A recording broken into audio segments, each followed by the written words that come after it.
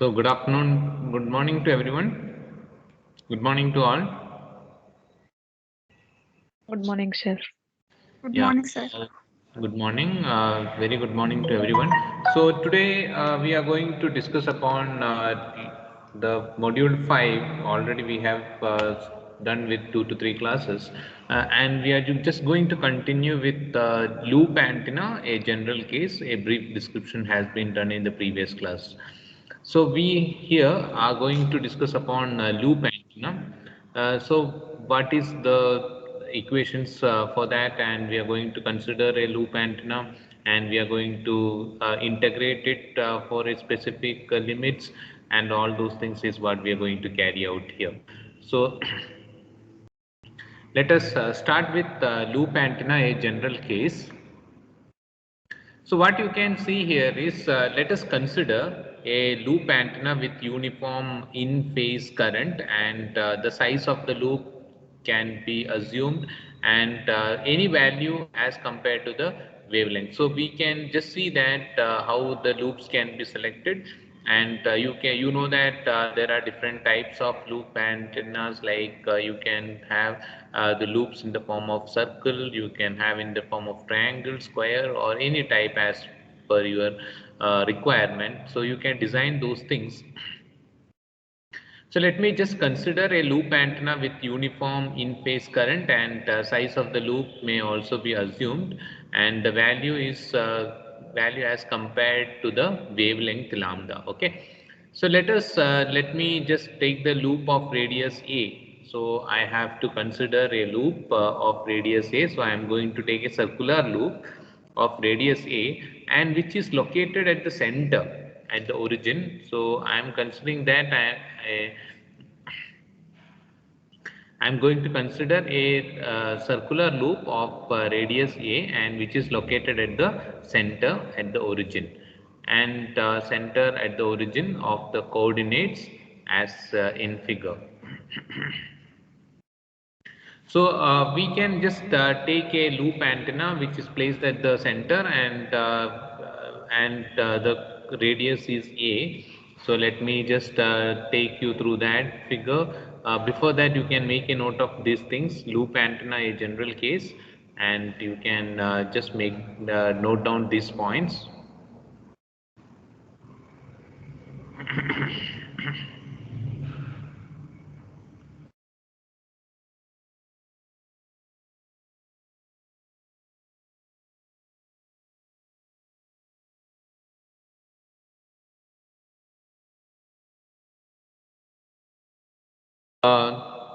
So we have seen these things, so you can make a note of this, and let us just continue further with the figure. So I'll just take you through the figure where you can see that the loop antenna is placed at the center, and the radius of the loop is A, and we are going to take a small portion of that. You can say it as you can say that as a small portion here as a d phi. So you can see here we have taken a small portion, and we can integrate it so to get the entire process. So here a few things, like we can see that x y z directions, and you can also see that the angle phi, the variation of angle phi, and this you know that the loop is of radius a. So the entire loop is of radius A, and this is called as the loop, which is placed at the center, and we are going to take a small portion of that, and then we have to integrate it for the limits, so to get the entire thing. So the current flowing through that is I naught, and we also have seen that theta, the variation of theta in this direction, and the variation of phi also, we have come to this variation of phi, that is 0 here, and the variation of phi is in this direction. You can see here we have shown the variation of phi as well as variation of theta.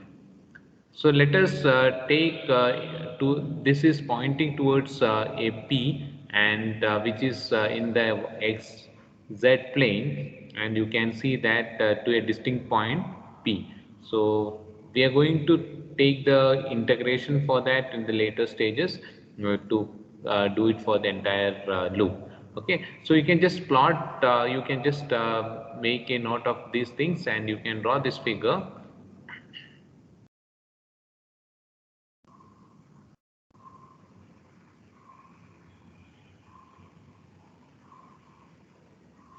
So all of you can draw this figure, and we'll be deriving the equations for that, and we'll see that we'll be using some of the equations what we have studied before for the process of derivation. So let us do that. So all of you can just draw this figure.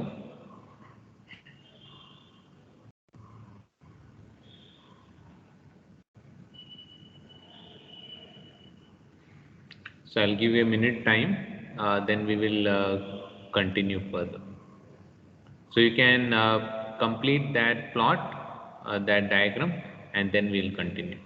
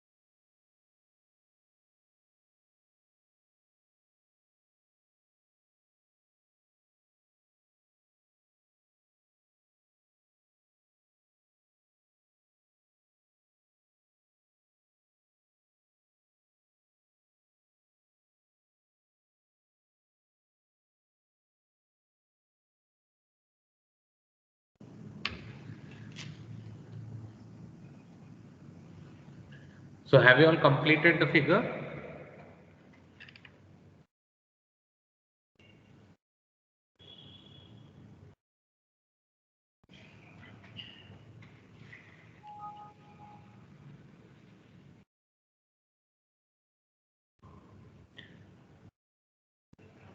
So continuation to that, we have considered a loop of radius A, and which is placed at the center and means at the origin. And you have also seen that you are going to take a small portion and then you are going to integrate it. So you have seen the variations of phi and variations of theta, and the radius of the loop, as I have discussed before, is A, and the current is I naught.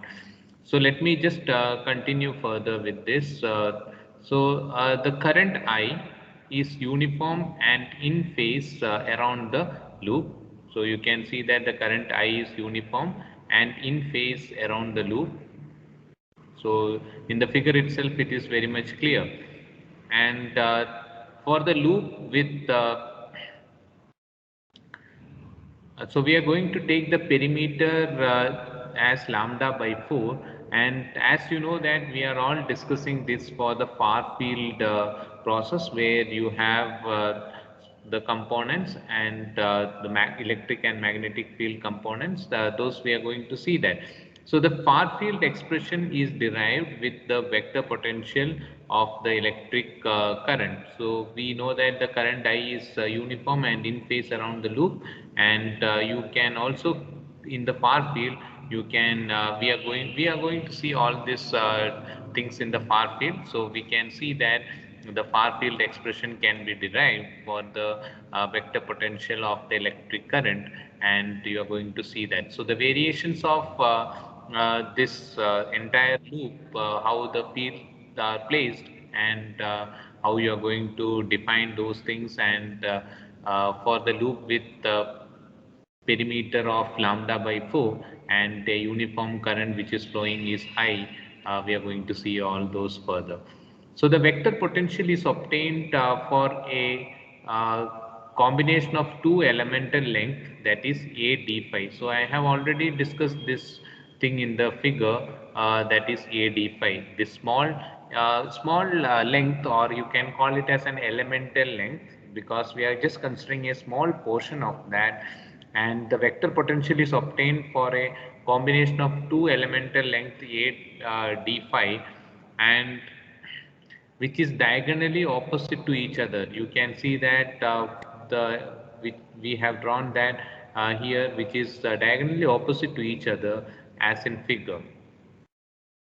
And we need to integrate it as I have discussed before, and that's what here integrating this around the loop, the total vector potential is obtained. So we can see that how the total vector potential can be obtained, hence the fields can be obtained. So our intention is to find out the fields for the circular loop and this loop antenna, and we are going to do that. So for that, as I have told you, we are going to take a small elemental length a d phi, and we are going to integrate it for around the loop, and to find out the total vector potential, and hence the fields of this loop antenna can be obtained. So you know that the current flowing through the loop is I naught, and you are going to say that the current is in uniform and in phase around the loop, as well as we are going to derive this entire process for the far field expression. Far field, as you know that there is near field and far field. We have been doing everything for far field, and we are going to see that the far field expressions can be derived in the case of field for the loop antenna. So we are going to do that. Before that, few things like the elemental length a d phi, and the process of integration and all those things, basic things has to be clear for you. So you can make a note of all this process, and then we will continue further with the derivation of this for the loop antenna. So in loop antenna, only component of the vector potential along the value of a phi. We can write this in this form, that a theta will be equal to ar, and that will be equal to 0. So the vector potential having the value of is a phi, because the components a theta and ar are taken to be 0. So these points you can make a note of it, and then we will proceed further.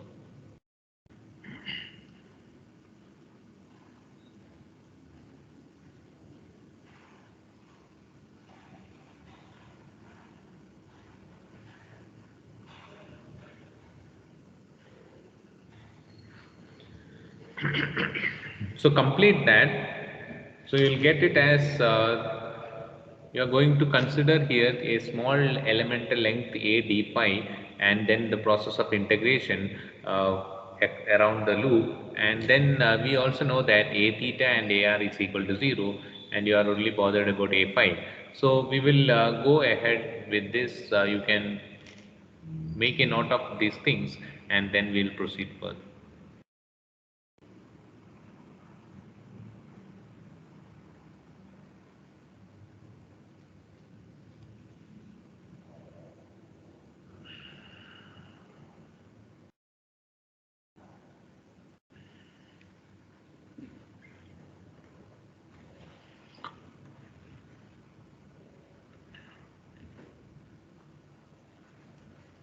So you can write down the important points, and then let us derive it for the general case in the case of loop antenna.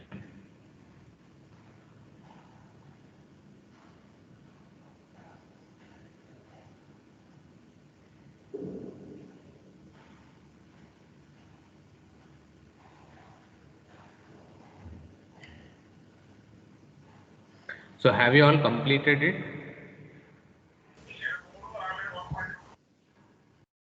Have you completed?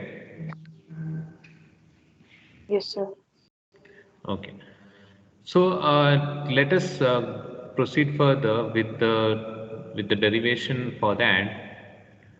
So what we can see here is you can just keep a note of that figure, and you can use this equation. So d A theta and AR is equal to 0. So we are going to go with dA phi.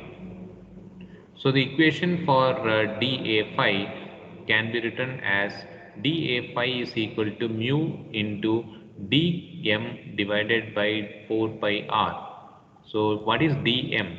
Dm is called as the current moment due to one pair of elements, and phi is called as the retarded current movement due to one element. So this is what you're going to get, dA phi is equal to mu into d capital M divided by 4 pi r. Dm is the current moment due to one pair of elements, and phi is the retarded current moment due to one element. So as we know this, for we can write it as I into a d phi d phi cos phi, and this equation we have already seen in the previous derivation, where you have equation for I is equal to I naught e to the power of j omega t minus r by c, and we can say that I naught is the peak current. So the equation for I, you will get it as I naught e to the power of j omega t minus r by c. I have written it by with reference to the previous derivation whatever we have done. Okay, so it's not a new equation. So you can just refer to the previous derivation and you can write it down there.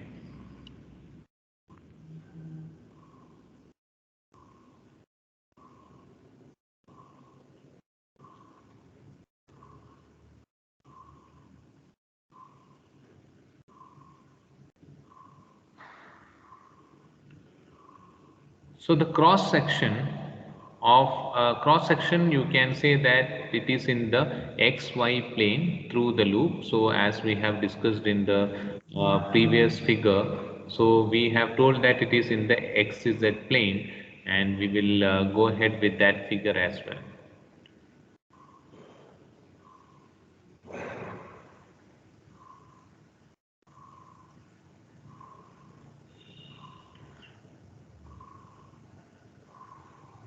So when you look into that figure, which is the cross section of xz plane through the loop, you can see that this is how the figure will be.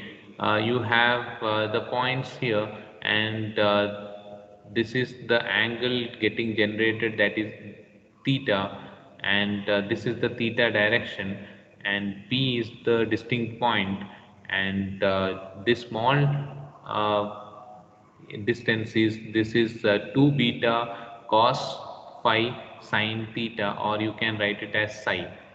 The distance between the center and this point is a.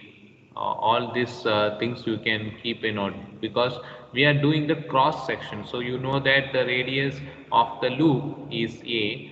So from this center towards this point, it will be a, and this from this point to this point, it will be 2 beta a cos phi. So that is what, when you take the cross section, you can see this this point, this position will be 2 beta a cos phi sine theta. So we get all these terms, and from the center towards the uh, that small area what we have taken, so till that it is, the circle has been taken of radius a, so this length will be a. So all this just the same figure what you have drawn before, it's like you can say that it's a cross section for that in the xz plane.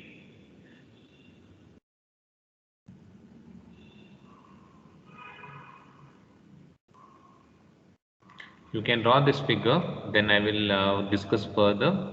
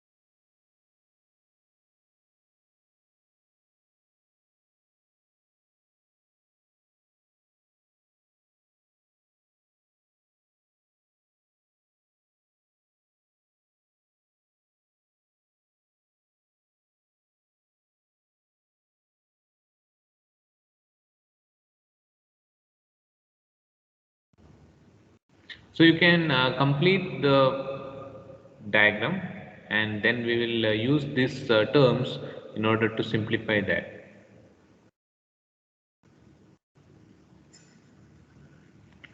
So as you know that the resultant moment is dm, d capital M, and at a large distance due to a pair of diagonally opposite dipoles. So dm is equal to, we can just write it as dm is equal to 2ji a d phi cos phi sin psi by 2. So dm is the resultant moment, and we get it as dm is equal to 2ji a d phi cos phi sin psi by 2.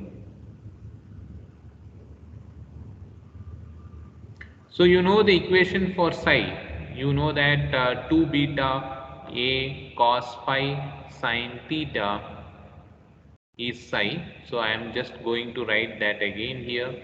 So psi is equal to 2 beta a cos phi sin theta.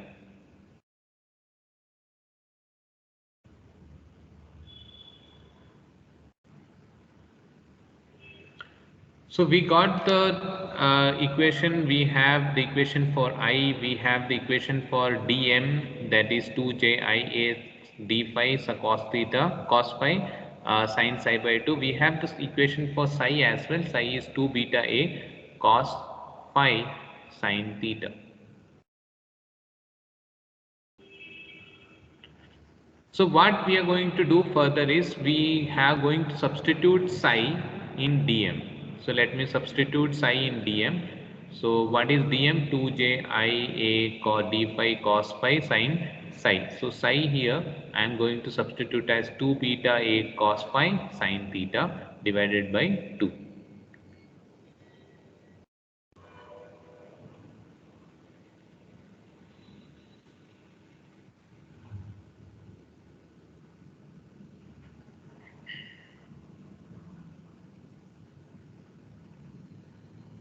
So my 2 gets cancelled over there, and I get dm is equal to, after substitution I will get it this one. dm is equal to 2ji a cos phi sin beta a cos phi sin theta d phi.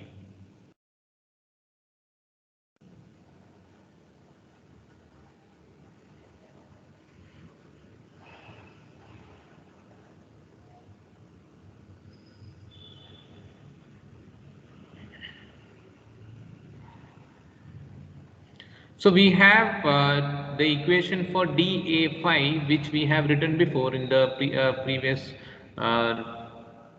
We have written the equation of dA phi as mu into dm divided by 4 pi r, mu into dm divided by 4 pi r. So I got dm. I got dm here. Then let me just go ahead for substitution of dm for the equation for dA phi. So let us substitute for dA phi.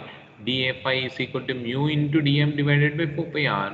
So let us substitute dm there. So when I go and substitute, when I substitute dm in the equation for dA phi, I can rewrite this equation for dA phi as mu into 2ji a cos phi sin of beta a cos phi sin theta into d phi divided by 4 pi r.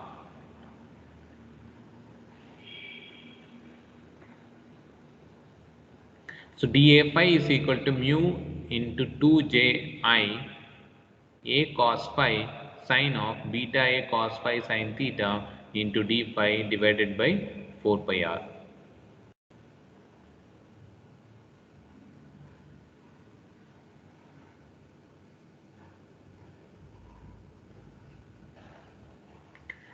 So we got dA phi. As I have told you before, we have to, after finding out dA phi, we need to go for integrating for the limits. So that is the next step what we have to do. So you can all complete the substitutions and you can get the equation for dA5, then we will continue further. So substitute dm in the equation for dA5 and we will integrate it further. So complete it till there, then we will continue it with the integration.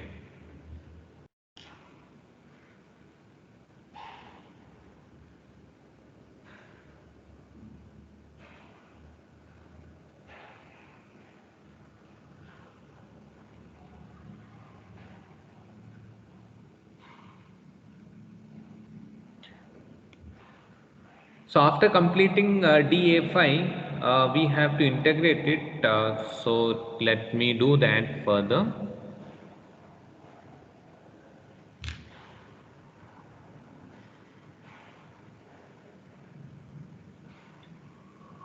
So you know that it is a entire loop is a circle, and you have to integrate it for 0 to.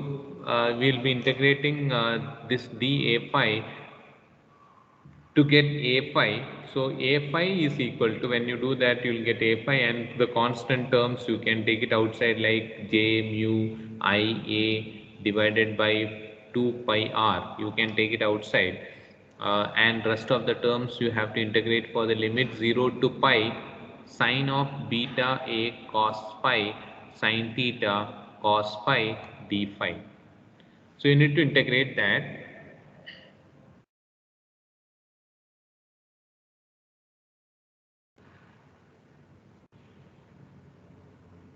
So the integration to the limit 0 to pi sine of beta A cos phi sine theta cos phi d phi.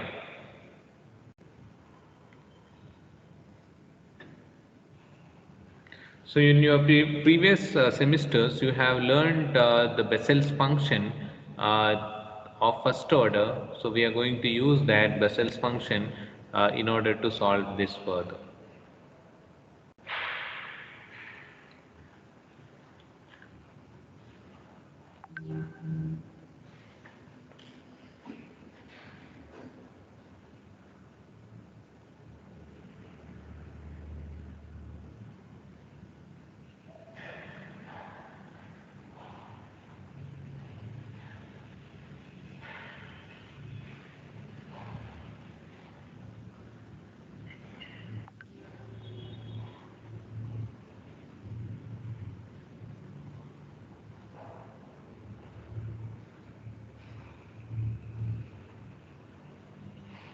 So let me just take you through the Bessel's function, and let us see the integration for that. So we will be proceeding further with the integration of that entire equation. So when you do that, we have taken the constant terms and then we have put rest of the terms for the integration. Now, as I have discussed before, we have to consider the Bessel's function for first order. So you know that we have already discussed upon the Bessel's function of first order, that is denoted as J1 beta A sine theta. So let me just write it. J1 beta A sine theta is equal to 1 by pi integral of 0 to pi sine of beta A cos phi sine theta cos phi d phi. So in place of this entire term, I am going to replace with the Bessel's function of first order, that is J1 beta A sine theta. So you can see that A phi get converted into this equation, that is J1 J mu I A divided by 2 r, because we have already taken the pi here. So 2 r, and this entire term is converted as J1 beta A sine theta. So I have replaced the entire term by J1 beta A sine theta.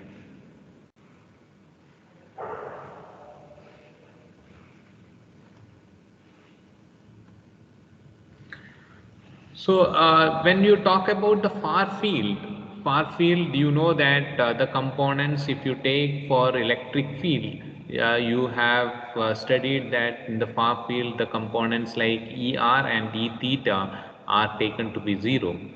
and only the component phi exists, and you have E phi available there, and so you have to go for the rest of the components Er and E theta to be 0. So that is applicable in the case of far field when you are taking the fields at the far field. So far electric field of the loop only phi has only phi component, as you know that we have discussed these things in the previous class as well.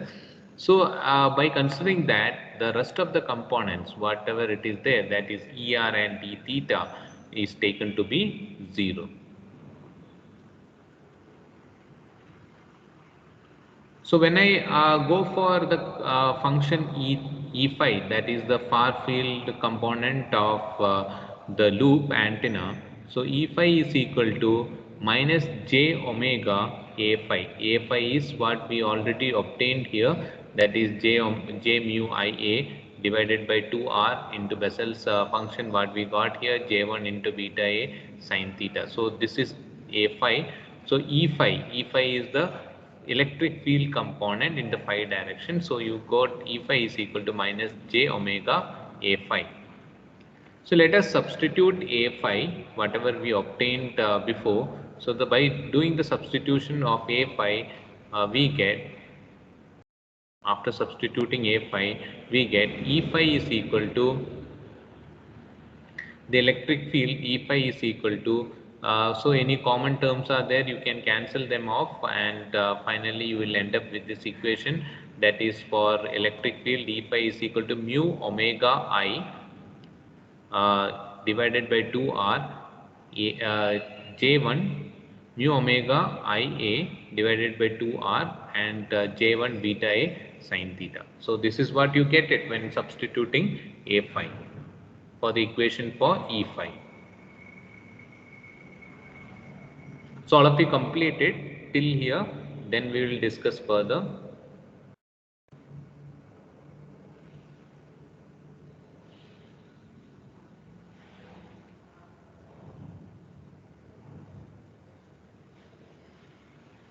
See, make a note of all these things. We are discussing on the loop antenna in general case. So this is what we get it as the field, electric field component, and you know that there is a relationship between the electric field and the magnetic field. So we are going to use those things and then going to find out the other fields as well.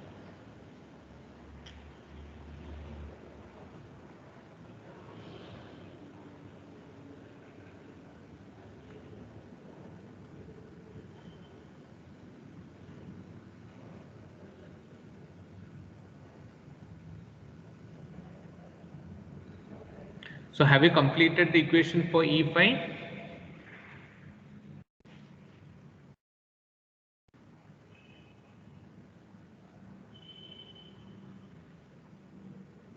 Yes, sir. Okay, is that clear till here?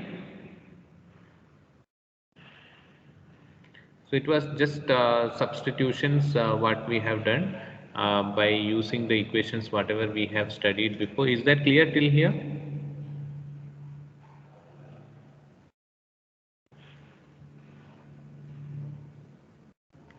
Is that clear for all of you till here?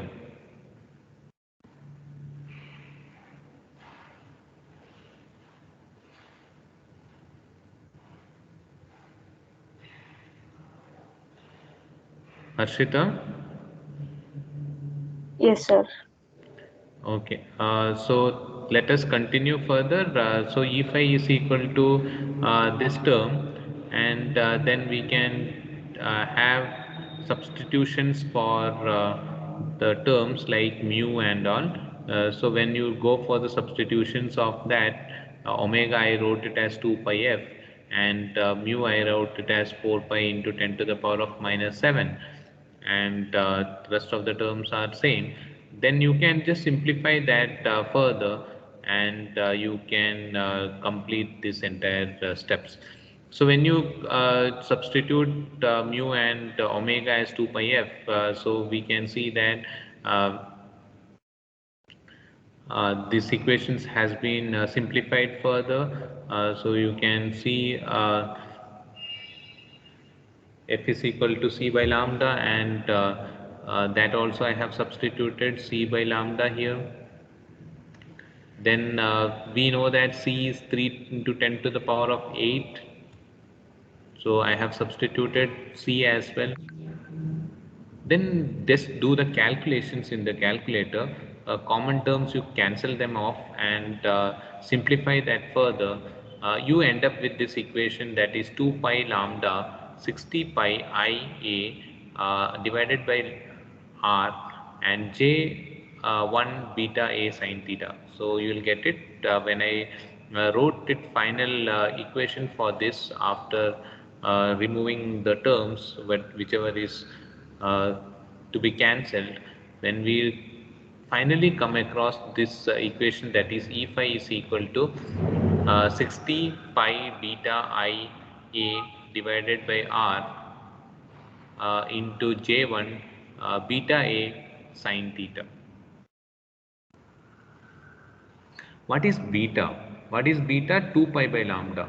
So in 2 pi by lambda, I replaced it as beta. These equations for beta and all we have discussed in the previous class, so you know all these things. So E phi is equal to 60 pi beta I a divided by r j1 beta a sine theta. So this is what you get it as E phi. After the substitutions of mu, omega, value for c, and after simplification you get it as 60 pi beta I a r divided by r j1 beta a sine theta. So once you get the electric field E phi, you know the relationship between E phi and H theta. So H theta is equal to E phi divided by 120 pi. So I have used this before so many times. H theta is equal to E phi divided by 120 pi. To find E theta, you need to substitute, to find H theta, you need to substitute E phi. So you can substitute E phi and simplify that further. So you'll get H theta as well. So you got E phi as well as H theta. So the fields for the loop antenna as a general case. So after substitution of E phi and simplification, H theta will be obtained as beta ai divided by 2r j1 beta a sine theta. So you complete the entire steps, then we'll proceed further. So you got two important fields, that is E phi and H theta.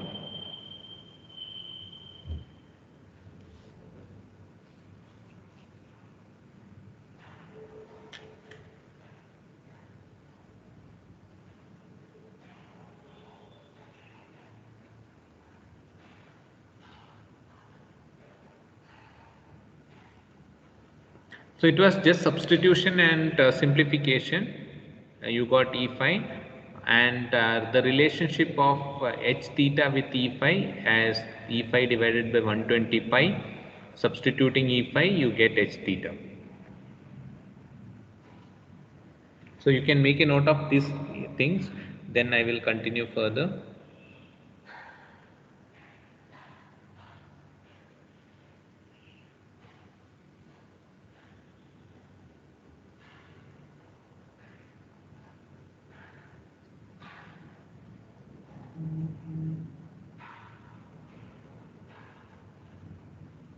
So further on, we have to discuss upon the far field patterns of circular loop antenna. So we are going with uniform current. So after completing this, I will discuss upon that.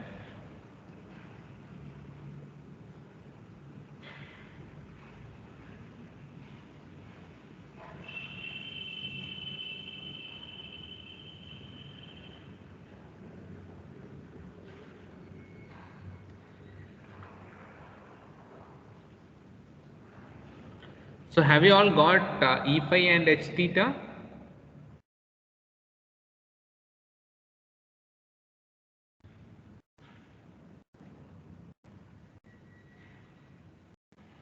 Have you all got E phi and H theta for a loop antenna?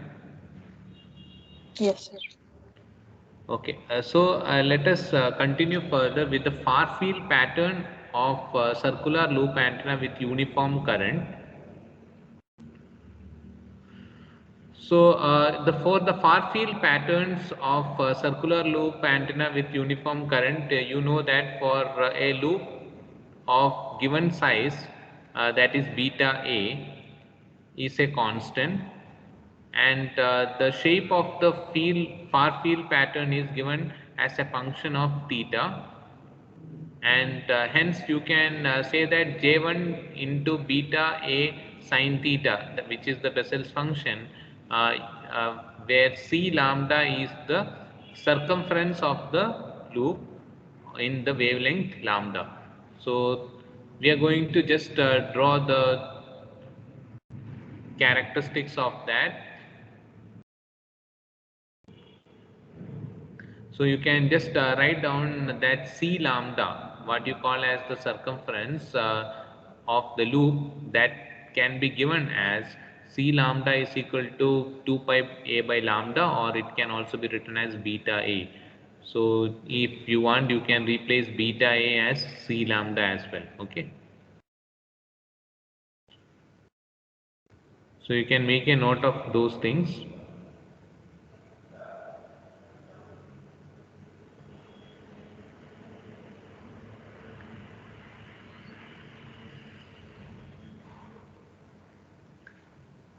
So the value of sine theta, as you can see that J1 beta A sine theta. So the value of sine theta as a function of theta ranges in the magnitude between 0 and unity. So when theta is equal to 90 degree, you know that when theta is equal to 90 degree, the relative field vary in accordance with J1, and the curve for J1 C lambda to 0. So we are going to see that how the curve will be for J1 beta A sin theta.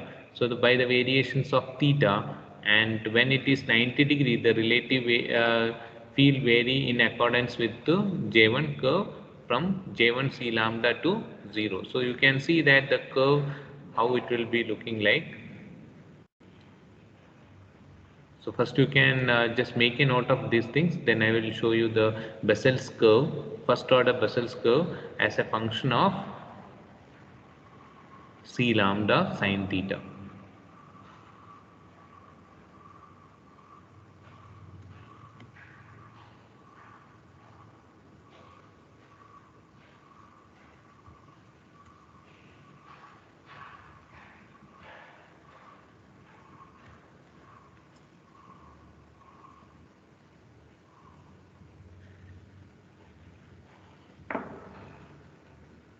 So the first order Bessel's curve as a function of C lambda sin theta, you can see from the figure.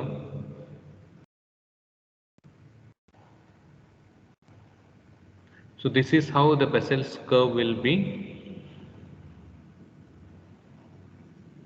So this is plotted for the function J1, modulus of J1 C lambda sin theta versus C lambda sin theta. So you can see that the curves will be in this shape, the Bessel curve.